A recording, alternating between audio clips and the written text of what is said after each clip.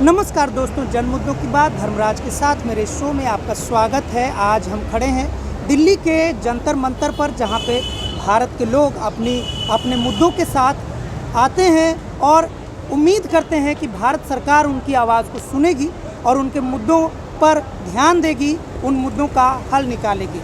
आज दिल्ली के जंतर मंतर पर कांग्रेस पार्टी का अति पिछड़ी राजनीति और आरक्षण के मुद्दे पर एक बड़ी रैली हुई, जिसमें बसें भर भर कर पूर्वांचल से आए, पश्चिमी उत्तर प्रदेश के लोग भी आए और पूर्वी उत्तर प्रदेश के भी लोग आए। इस कार्यक्रम के जो एक प्रमुख नेता हमारे साथ हैं, पूर्वी उत्तर प्रदेश के हैं देवेंद्र निषाद जी। हम उनसे समझेंगे कि उनका मुद्दा क्या है और वे किस बात के लिए रैली में आए थे और वे सरकार से क्या चाहते हैं। सर आपका मेरे चैनल दैनिक अम्बेडकर में बहुत स्वागत है। सर, आपके मुद्दे क्या हैं? देखिए, हमारे जो मुद्दे हैं, जो हमारे नेता माननीय राहुल गांधी जी ने उठाया है सामाजिक न्याय का, कि जाति जनगणना हो, तो हमारा मांग है कि जाति जनगणना कराया जाए और भागीदारी के हिसाब से आरक्षण दिया जाए। यदि हम पिछड़े समाज के लोग 52% हैं तो हमको 52% आरक्षण मिले ना। यदि EWS के आधार पे 10% सवर्ण समाज को आरक्षण मोदी सरकार दे सकती है, तो जाति जनगणना करा के और भागीदारी क्यों नहीं दे सकती? हमारी मांग है कि जो रोहिणी आयोग है उस आयोग को लागू किया जाए। अभी वर्तमान में जो 27% आरक्षण है, जिसमें से जो हमारे अति पिछड़े का आरक्षण का कोटा फिक्स किया जाए, ये भी हमारी एक मांग है। हमारा जो मछुआरा कमेटी है उसका मांग है कि नदी अधिकार में जैसे तालाब हुआ, झील हुआ, नदी हुआ, उसके अंदर के जो मछली थे उसके पट्टे जो है निषाद समाज को हो रहे थे।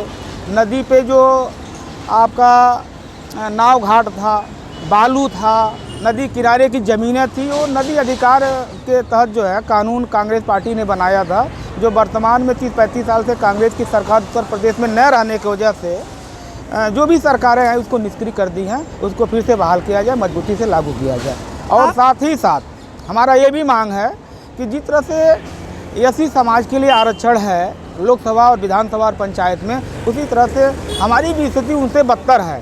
तो हमारे लोगों को शिक्षा में, विधानसभा, लोकसभा में हमारे लिए भी रिजर्व किया जाए सीट को। जो सर, आप कांग्रेस के नेता हैं, कांग्रेस की सरकार इतने सालों से देश में रही और गैर कांग्रेसी सरकार बनाते हुए भी भारत रत्न कर्पूरी ठाकुर जी ने अति पिछड़ों को आरक्षण दिया था। हाँ। इतने वर्षों से कांग्रेस चाहती तो न केवल एक राज्य में बल्कि पूरे देश में लागू कर सकती थी।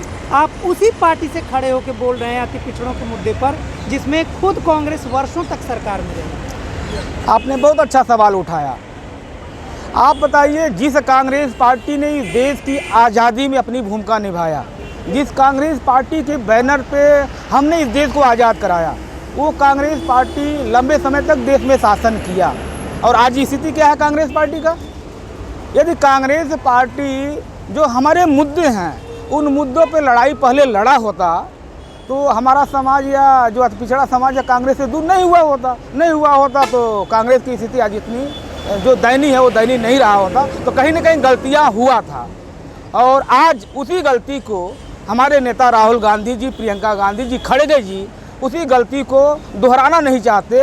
और उनको ये आभास है कि पूर्व में कांग्रेस की सरकार ने जो नहीं किया, जिनको हक मिलना चाहिए उसकी हक हमको दिलवाना चाहिए। उसकी लड़ाई राहुल गांधी जी लड़ रहे हैं। और यदि 2024 में कांग्रेस की सरकार बन रही है तो उसमें हमको पूरा उम्मीद है कि खड़गे जी और राहुल जी सामाजिक न्याय का जो उनका मुद्दा है उसको लागू करेंगे।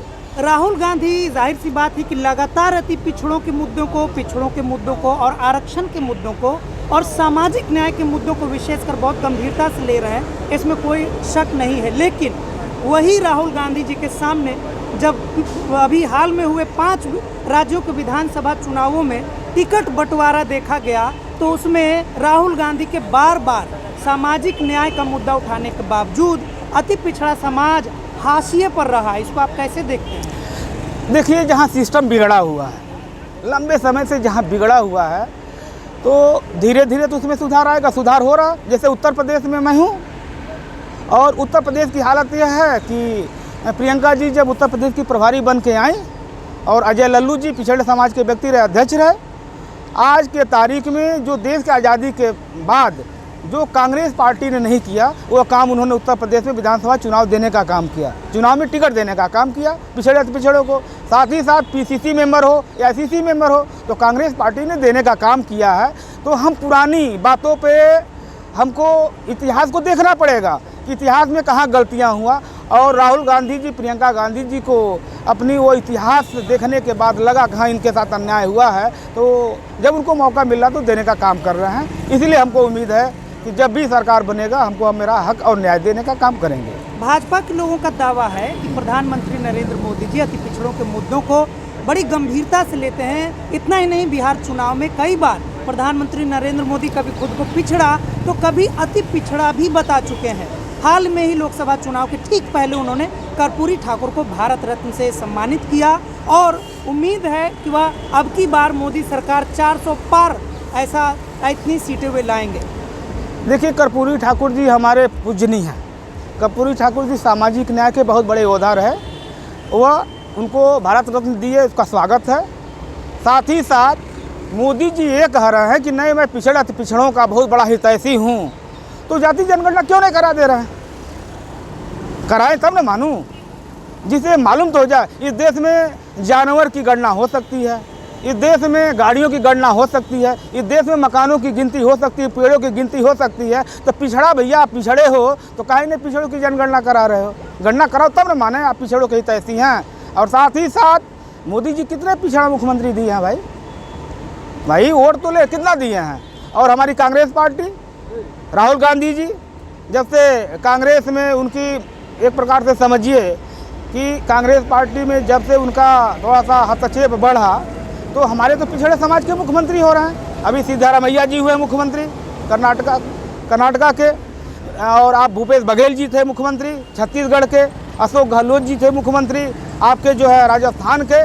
तो जो सबसे बड़ी कुर्सी है प्रदेश की, जहाँ से न्याय दिया जा सकता है, जहाँ से अधिकार दिया जा सकता है, जहाँ से संविधान में पावर है मुख्यमंत्री को अपने कैबिनेट के द्वारा किसी को भी कोई अधिकार दे देना। जैसे मोदी जी मुख्यमंत्री के पहले जो है सामान्य समाज के थे, खाची तेली बिरादरी थे, तो सामान्य वर्ग में आता था। मुख्यमंत्री हो तभी तो अपने आप को पिछड़े समाज में ला पाए।